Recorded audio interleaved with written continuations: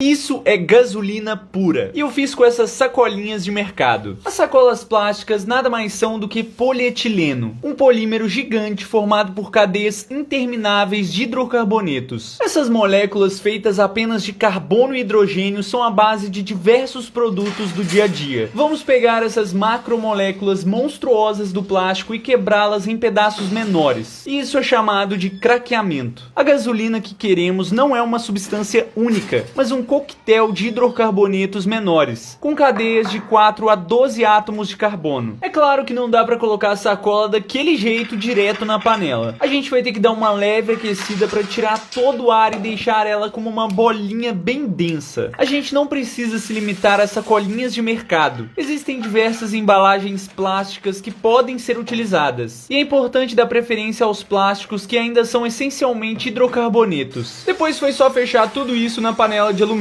Eu construí esse sistema usando junto um catalisador conhecido como zeólito HY.